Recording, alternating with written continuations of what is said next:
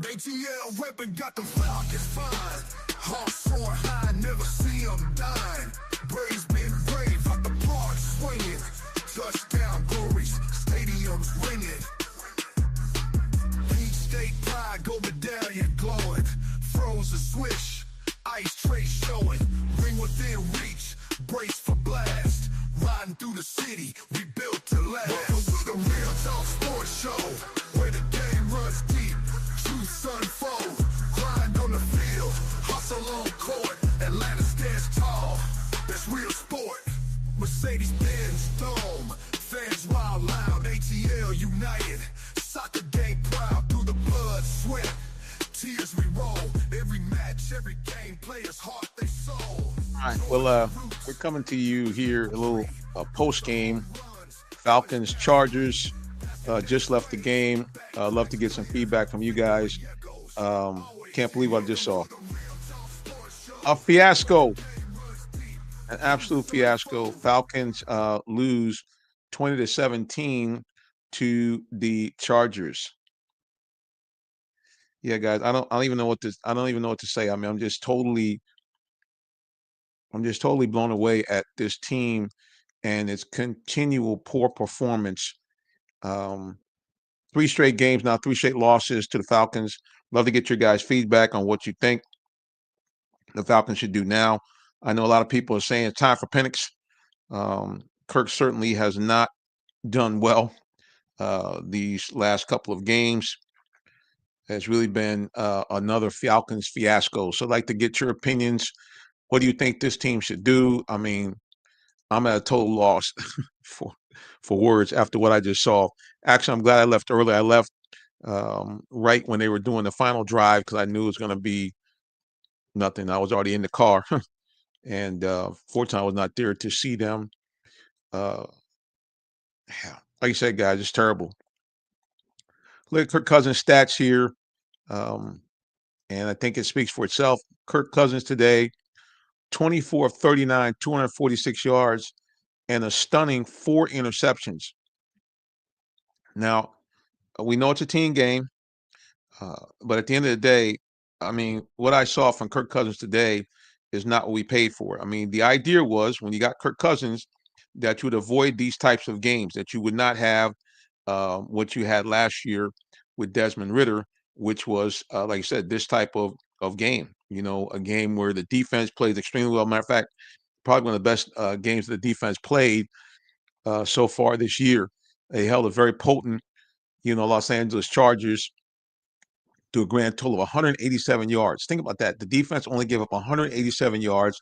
And somehow or another, after all this about sacks, they had their biggest sack total of the season, 5 sacks for the Falcons today. But at the end of the day, it availed nothing.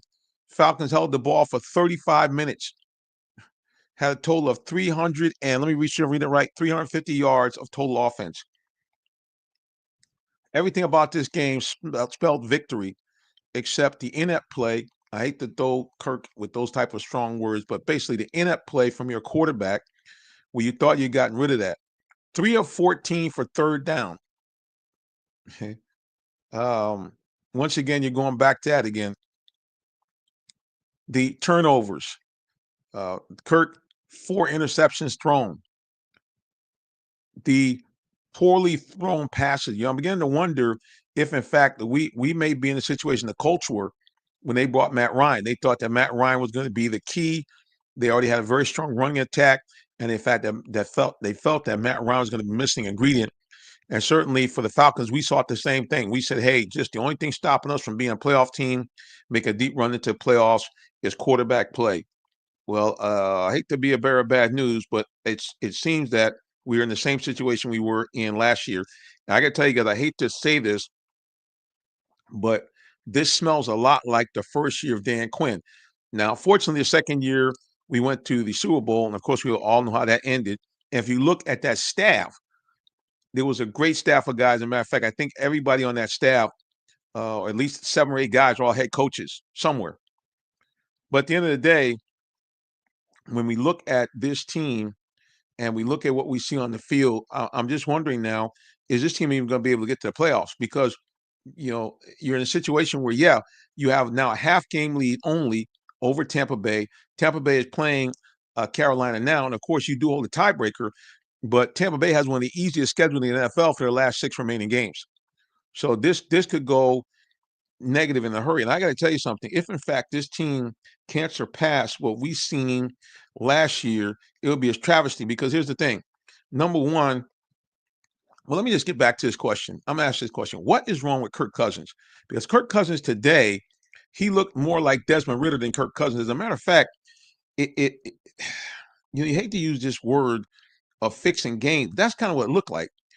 I mean, it looked like Kirk just somebody threatened his family or somebody paid him. I don't know what, but he had a wide open Darnell Mooney earlier in the game when they had to kick a field goal. The guy was no one near him. Should have had a touchdown. And one of the other drives where they had to, I think they ended up having to punt, if I'm correct there, or yeah, I think they might have had to punt. Let me make a long story short. When they did the replay, they had a wide open Kyle Pitts. Oh, by the way, I don't even know if Kyle Pitts had a target today. Maybe he had one or two. Here's a guy that leads all tight ends in average per catch, 14.1 yards a catch. It seems like you were just getting back on track with him and finally found some synergy. Last 3 games, ghost. It's like the guy doesn't exist. It seemed like the only 3 players that Kirk Cousins, his offense being called by Zach Robinson, it seemed like the only players they knew that were available on offense to do anything were Bijan Robinson, Drake London, and Ray McLeod. That was it. You have all these weapons. All these weapons. Guy threw for 500 yards. I think he threw it to like 8 or 9 different receivers. We saw none of that. As a matter of fact, in the last 3 games, we saw none of that. It's been check down, check down, check down, which makes us all think, is there something wrong with Kirk Cousins? There's something wrong because this guy does not throw the ball downfield hardly at all. Most of his completions are all check down. Let's go to social media here. Morris said, take the points, coach. Yeah, I mean, that's the other thing that infuriates you. So now you lose a game 20-17, and you left probably 6 points on the field where you could have went for field goals and you did not. Yeah, this team, it really is smelling a lot like the Dan Quinn era. All this kind of coach speak and rah, go, everything's positive. Hey, we're making it happen. We have confidence in our players. And meanwhile, you have a situation where you have players that are not playing well. Now, I don't know what they said to the defense. The defense seemed to, I mean, like I said, played their best game of the year. But offensively, there's something wrong with this team. And really, there's something wrong with Kirk Cousins. Like I said, he can't throw the deep ball. And today, he had multiple throws where he threw the ball short, even late in the game when he had Drake London open. And he threw, it was a short pass. And that's why the defender was able to knock the ball out of Drake London's hand and then subsequently threw an interception in the red zone. That's the other thing. I hear all this talk about how cerebral and how, I don't know if he's going to be able to even enjoy his family because his mind's going to be on the game. The guy played like an amateur. Like I say, he played like Desmond Ritter. If you really look at Kirk Cousins' stats, if you really take a close look at them, at the end of the day, outside of that, really the one big game against Tampa Bay, I mean, his stats has been very basic. I mean, nothing really to get overexcited about. And like I said, the thing that's most stunning for me is the number of turnovers this guy is. He's been like a turnover machine. And remember, this was the thing that we said we got Kirk Cousins for, all about, he goes through his reads. And I keep hearing this terminology, cerebral and veteran. A veteran doesn't do this. Now, don't get me wrong. I get it. The very best team in the NFL has a situation where a guy who many people are saying was an MVP candidate in Jared Goff threw 5 interceptions. But unfortunately, the Falcons are not the Lions. And they just don't have a way to overcome that. And nor should we really even expect that. You're thinking, hey, this is why you're paying this guy. You're paying him guaranteed for 2 years at least $100 million. But we should have known something wasn't right when they turn around and bypass all of these edge rushers and went ahead and drafted Michael Penix, talking about, we're never going to be in this spot again. You might be in this spot immediately, like this year. Let's go back to social media. Morris Shields says, the Chargers gave the Falcons a chance to win with the punt fake. That was it. You're absolutely right. Falcons defense, The problem is right now, this Falcons team cannot give us a full game of complementary football. What we'll get is a great game by the defense, a bad game by the offense. We'll get a good game by the offense, then a mediocre game by the defense and or special teams. Today we got 2/3. Special team on point. They took care of the fake punt. Defense did not allow offensive touchdown. What did the offense do in return? Nothing. 4 interceptions from a guy that you're paying $50 million a year on average. 4 interceptions. And like I said, at least 3 balls that were underthrown that could have led to potential Falcons scores, which could have at least tied or allowed them to win the game. Now, if those of you want to get involved in conversation, the question I'm asking is, what is wrong with Kirk Cousins? If you're watching me on one of the pages, like thankfully we're on several Falcons pages, I can't see your comments until you actually go into the Real Talk Sports page. So if you're on there, please jump onto the Real Talk Sports page and put your comment out here, and I will go ahead and address the comment like we just did with our man Morris Shields. But I mean, that's really the question I got for you guys. I mean, what the heck is going on with Kirk Cousins? I mean, like I said, we're paying this guy all this money. So what the heck is going on? What do you guys think? Give me the comments. Like I said, join Morris Shield on Facebook. Or those of you watching on YouTube, jump on in, man. The water's good. And I'll pop your comment and reply to it while we are on the air. But I had to come on, man, and vent. I left the game early, I'll be honest with you, because I already knew what time it was. They had this. I've been watching this kind of nonsense for so many years with this team. And I got to tell you something. This is what I'm really thinking. I'm thinking that I hate to say this, but I really do believe now that the crux of the problem is Arthur Blank, because he continues to hire guys in here that apparently are not really savvy enough to get this team from point A to B. The last good hire of a coach they had really was Mike Smith. Now, again, it was the perfect timing with Mike Smith. They had Thomas Dimitroff, a guy who, now, interestingly enough, as much as 680 the fan, even sometimes myself, all of us sports guys roasted Thomas Dimitroff. The reality is, if we look at his track record during that time period, outside of his ability to draft 2 positions, linemen, offensive linemen, and edge rushers, which it seems like no Falcons brass can do that right. If you look at Thomas Dimitroff's reign, he had a lot of pluses. A lot of guys that they drafted, and especially when they later look, especially when he linked up with in those first couple of years with Coach Quinn, you look, a lot of these guys that were drafted by Dimitroff had appearances in Pro Bowls. As a matter of fact, 2 of our best linemen, guys that we questioned, because remember when they got Caleb McGarry, they had to move up to get him. McGarry is one of the best run blockers, operative word, they're run blockers in the league. And they actually think that his counterpart, Chris Lindstrom, he was graded #1 overall by Pro Football Focus as being the best run blocking lineman in the league.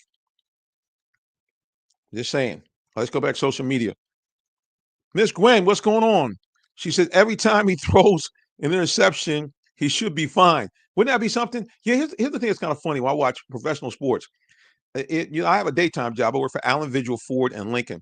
So we work on commission primarily. If you don't sell a car, you don't get any money.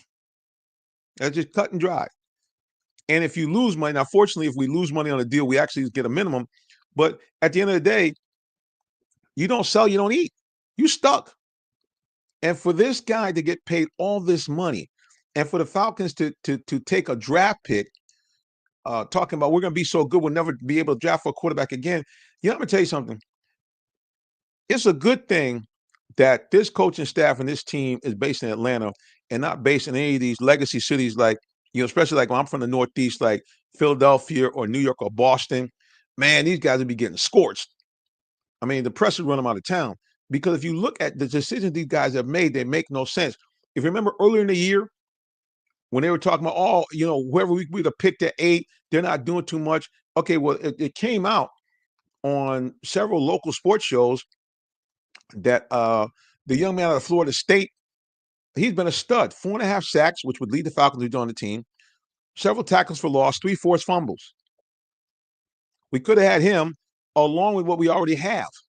No disrespect to Michael Penix. I mean, I'm hoping and praying that State spent all his draft capital on him, that when he does finally come out from under Kirk Cousins' skirt, that in fact he will be a dominant player. But right now, man, it just looks like. And I know you have to look long term. I get all that stuff, but right now, it just looks like the Falcons, just are not getting it done from the front office. And oh, by the way, they had no room to pay Bud Dupree, and Bud Dupree, I think, has got 6 sacks. Let me kind of go to and take a look at what Bud Dupree, a guy was right here. They could have paid him, but no, we always pay the wrong people. It's just like, no disrespect to Deion Jones, he was a great Falcon when he was before he got in those concussion protocols and got injured. The guy was fantastic, but at the end of the day, they had an opportunity to either keep him or Devondre Campbell. And here's what's happened.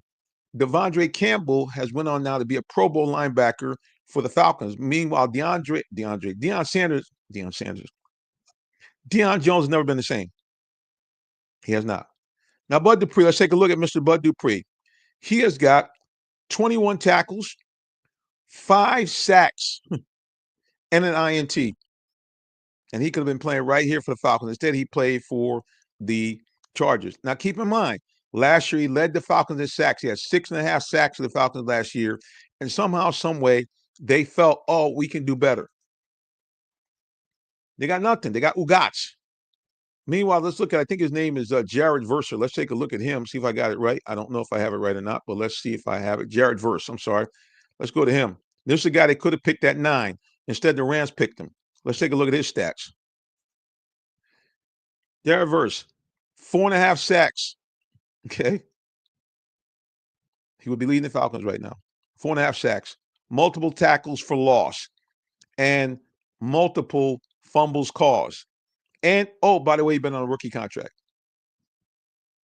Meanwhile, Matthew Judon, a guy, listen, I was excited when they got him. Matthew Judon evidently also, like Kirk Cousins, has possibly sold us a bill of goods because he has not been that good at all for the Falcons. Okay, let's go back to Miss Gwendolyn again.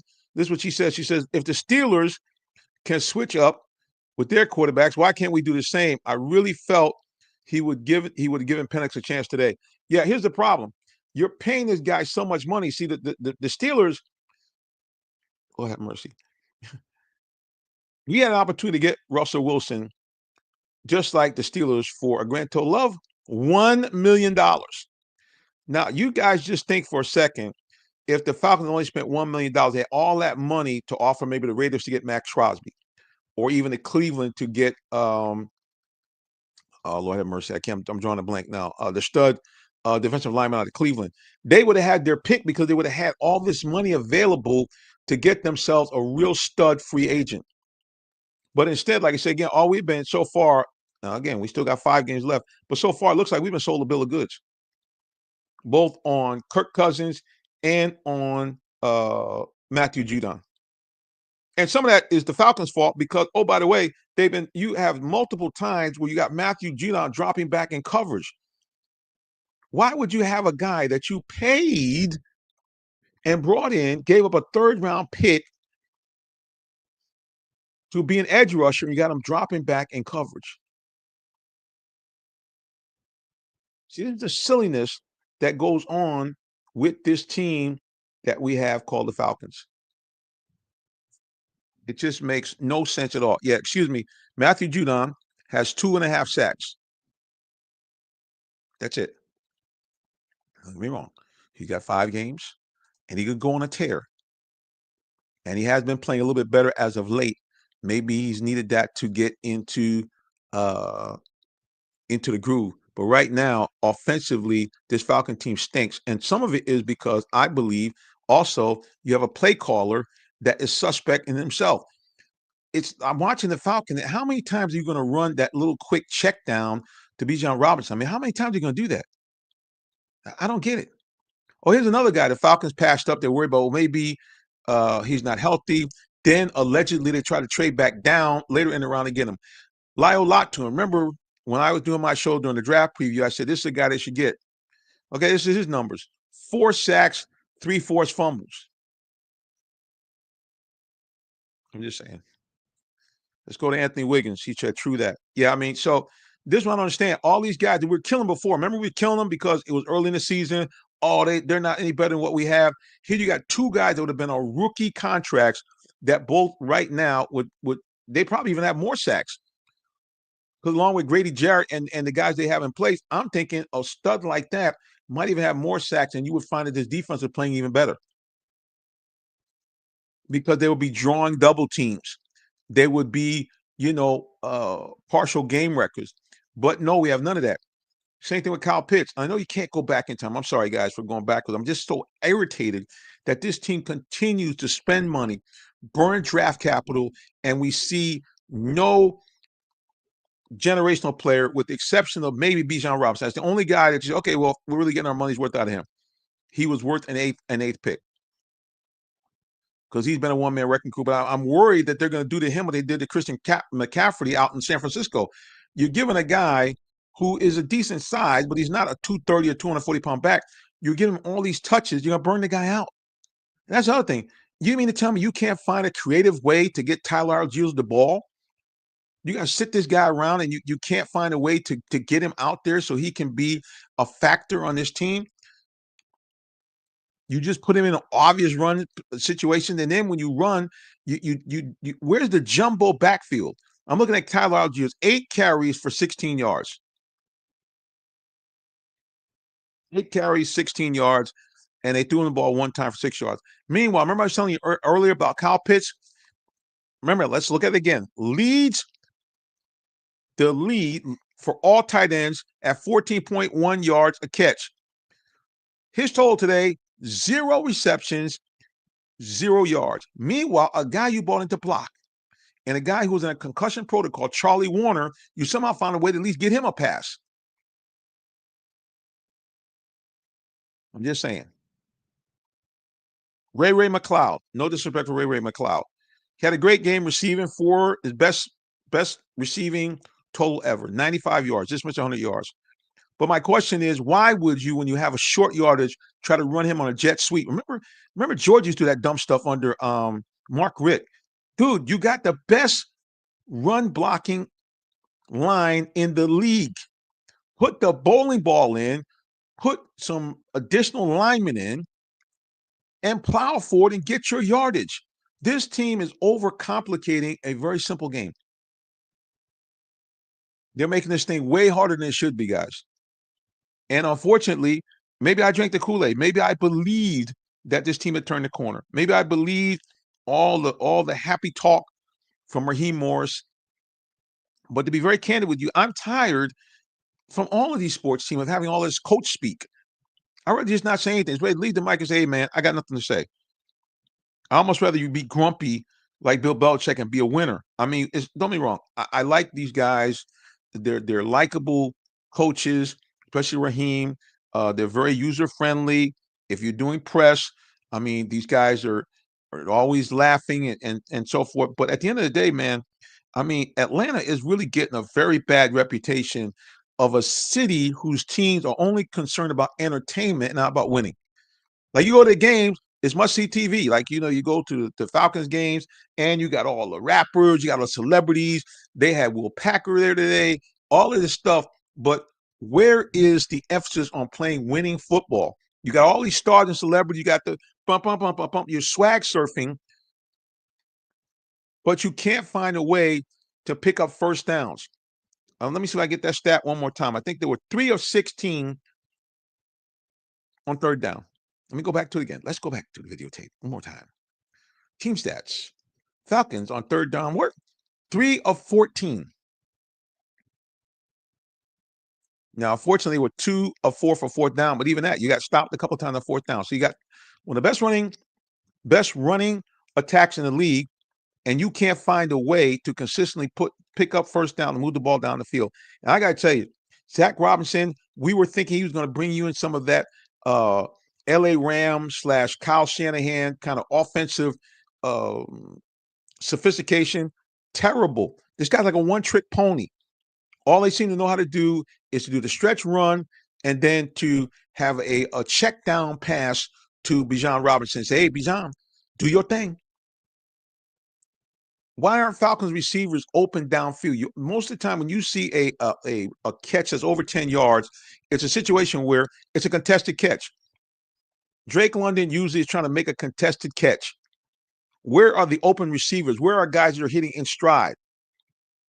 Like what we saw when they won the game in overtime. That's what I want to see more of. The ball thrown to a receiver while they're moving and in stride. Not, oh, I'm throwing it's a jump ball. I mean, that happens sometime, but that shouldn't be the norm. Yeah, guys, like I said again, I'm just, yeah, I'm kind of like Arthur Blank, man. I mean, what the heck are you guys doing? It just seems on offense to be no sense of urgency. Like I said, no imagination on offense. It's just Bijan, Bijan, Bijan, and then occasionally you throw out something, a jump ball to um, Drake London. And again, how can Kyle Pitts get no touches? I mean, no thrown at him, 0 receptions, 0 yards to the guy who has the highest average per catch of all tight ends in the NFL. Let's go back to social media. Gwendolyn said Arthur Blank will let the head coach go before Cousin.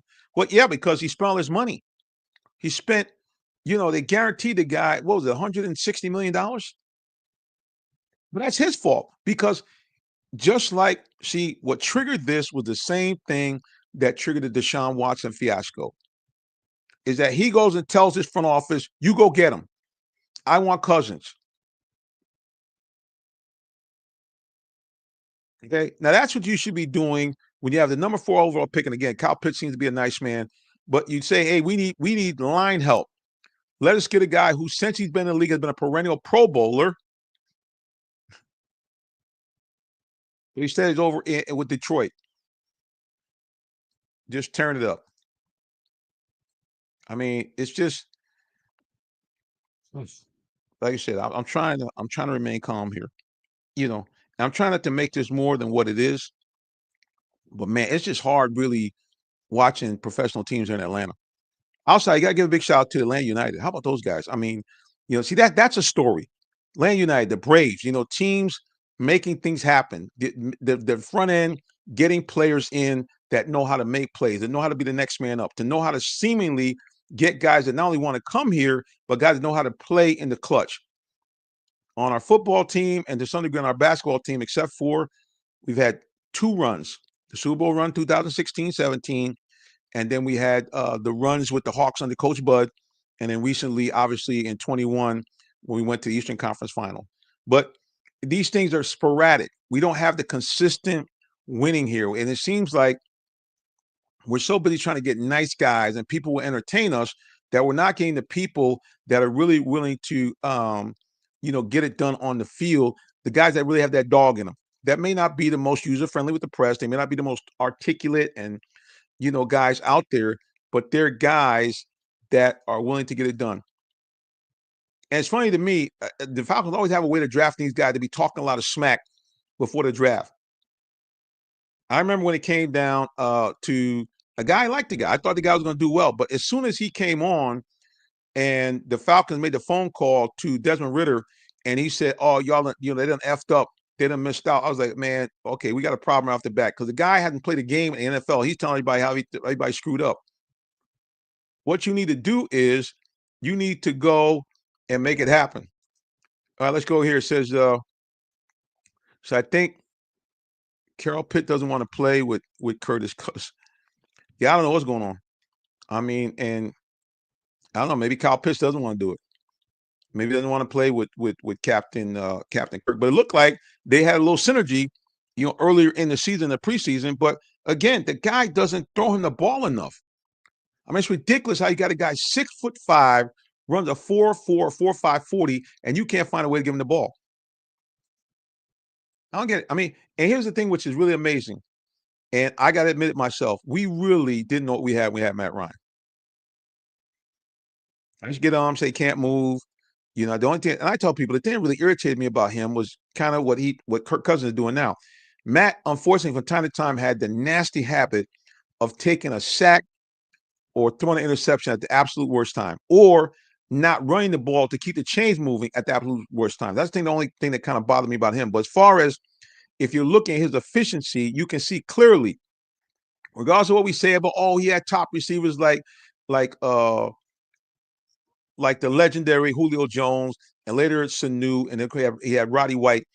And those guys, obviously, comparing his arm strength to Michael Vick, wasn't there. But at the end of the day, at least Matt got the ball out there so the guys can make a play. I'm gonna tell you something. If you look back, go look at films of Pittsburgh when they were great. Now, don't be wrong, Terry Bradshaw had a cannon, but there were a lot of times where Pittsburgh made plays because he put the ball out there to let his receivers like Lynn Swan and Swalworth make a play. You go back and look at like the Super Bowls. Yeah, there were some beautiful plays where like Stallworth was wide open. But if you look at a lot of them catches that Lynn Swan made, it was all Lynn Swan. Terry Bradshaw just put the ball out there. If you go back over history, a lot of quarterbacks that were great, what made them great was they put the ball somewhere within the general catch radius of their star receiver, and the star receiver did the rest. We don't see that here. We see it a little bit with Kirk and Drake London, but we see nowhere near the amount we should see with him and Kyle Pitts. And like I said, a lot of this blame, I'm not putting it on the offense coordinator because, like I said, man, I'm watching, sitting there, I'm thinking, again, how many times can you throw a check down? Why are there no receivers open downfield? And then the other question I have is, can Kirk even drive the ball downfield? Because he really looks like he can't do it. And today he looked like something was really physically wrong with him because he just could not seem to put the ball out there with any type of zip. And so I'm wondering, like I said, again, do we have a situation like the Colts have that Cousins is done? Well, because I said these last 3 games, he's looked like a guy who's washed up. I hate to put it that way. I mean, he's looked like that these last 3 losses right in a row. He's looked like a different guy. And like I said, even in the games they were 6-3, he really didn't have that many deep throws. Like I said, most of them were throws in the slot. They were check downs where a Bijan Robinson made a play, or you had a great play made by Drake London. But you just don't see guys open. And then when they are open, like they were today, you had Darnell Mooney twice open, wide open, and Kirk short armed the ball and throws it into the ground. So now the question, if Kirk's not hurt, is he fixing games? I know that's a terrible thing, brother. How are you gonna say fixing games? Because that's what it looks like. Those throws were horrible. And you had guys wide open that could have made plays to either score or put you in scoring position relatively easily. And Kirk short armed the ball with very little pressure. Yeah, I mean, yeah, I know. Listen, I know in this league, it's hard to win games. And I understand, like I said, again, we just saw with the best team in the league, their quarterback and MVP candidate, and Jared Goff, not 1, not 3, but 5 interceptions. But Detroit can do that because they are the best team in the NFL right now. They are dominant all phases of the game. The Falcons can't do that. And that's why we brought Kirk Cousins in, because he's supposed to be this great cerebral guy, a guy that knows how not to make the bad throw. And in the last 3 games, that's all we've seen, especially today. Today was horrific. I mean, that made this, if I close my eyes, that was Desmond Ritter type stuff. In the red zone, especially that interception that was thrown when they were on the move to drive for possibly a field goal or a go-ahead score. You cannot, when you get in the red zone, near the red zone, you cannot turn the ball over. When you're inside the opponent's 30-yard line, you cannot do. That's old school. There's nothing savvy there. Take a sack, anything, but you can't throw an interception. Let's go back to me, Miss Gwen in the building. She said, right. And I'd rather get sacked than try running the ball himself. Right. See, this is the problem. If you're going to get a veteran quarterback, you have to do something different. And here's the other thing, which I heard on the way into the game, and we're getting ready to close this thing down because we'll get me some dinner. But I heard that the Falcons, in their play calling mix, only 8% of the play calls have been play action fake. Now, maybe I'm wrong, but the whole idea of bringing in a guy like Kirk Cousins is that you were going to try to mimic what the Falcons did in the run where Matt Ryan took the Falcons to the playoffs, I think 5 consecutive years, and got them to the got them to the NFC Championship game, and then later on got them to the Super Bowl. The play action fake. You got a good running attack. Remember, they had Michael Turner. Then later they had Lord have mercy, why am I drawing a blank? The young man out of Florida State. They had him. And at the end of the day, they had a running game where now the pressure was not on the quarterback to get back there and just sling it. You had something to slow the defense down. But you're seeing none of that. 8% of their mix. It's ridiculous. Morris Shields says, how the ball understand. I'm not sure. I think you like me, brother. You be typing so quick. I'm not sure what you mean by that. But at the end of the day, it just doesn't make any sense. It makes sense. Oh, yeah. How about the ball in the stands? Or the throw, he threw the ball in the stands. Yeah, it's just, look, man, like I said, I blame Cousins, but I also blame Zach Robinson for his very bland play calling. I see none of the excitement, none of the savvy or the mix of plays that would confuse the defense out of him. All I've seen is Kirk Cousins. Yeah, he goes through his progressions, but they end up in a check down. They don't end up in something where, oh, he's got a man open streaking down the field. Yeah, man, this team right now, this offense is terrible. And they're looking more and more like the offense that we had in years where we were 7-10. And right now, we're thinking they should win over the Giants. They should win over Carolina. But after that, it's a crapshoot, man, because Washington is balling out. And, Falcons, one of the things they have problems with is defending running quarterbacks. And you got one of the best ones in the game as a rookie, Jaden Daniels. And then he can throw the long ball as well. So that game is going to be trouble, and they have to play a game in Washington. Yeah, so this Falcons team, they're in trouble. I mean, somebody said on my show last week that, they may not win another game. I don't think it's going to be that bad, but, I mean, this is a team that is in trouble. Well, anyway, guys, like I say, I appreciate you guys tuning in today. I just had to kind of throw some frustration. I wanted to get a little rant in. Thankfully, you guys were able to get your comments in as well. And we're going to be talking about this again, I'm sure, on Tuesday night on the main show. Matter of fact, please lock us in. We're on 8 p.m. I'll pop it up here on the screen for those of you who are watching. Remember, we're on 8 p.m. on Tuesday nights. The only way I'm not on is if the Hawks are playing a game. You're just like 92.9. They're not on either. But again, normally we're on 8 p.m. to 9 p.m. And then also, I do a quick half-hour Saturday sports recap. Well, there it is. There's a show, 8 p.m. to 9 p.m. on Tuesday nights. And we have the same thing. You go to our page. We can see your comments. We'll pop them on. And we're working on getting a set so you guys will be able to call in. But right now, in lieu of that, just put your comments on social media, and we'll respond and pop them up so everybody can see them. Just like this. I'll show you how we do it. When you ask us a question or you say something, make a comment, bam, there it is right there on the screen. And anybody can respond to it. But again, you have to actually go to the Real Talk Sports page. I do share it around to other places as well. All right, guys, I just want to get it in. That's my rant. What the heck is wrong with Kirk Cousins and these daggone Falcons? They have to get it straight, guys. They still have a shot. If they can just play 500, we'll actually have to go 3-2. And then I think would be guaranteed to go to the playoffs at 9-8. But if they don't, they got a problem. All right, buddy, until next time we get back together again, you know how we sign off. God bless you. Have a wonderful rest of the day or evening, whichever may apply. So long and take care. See ya.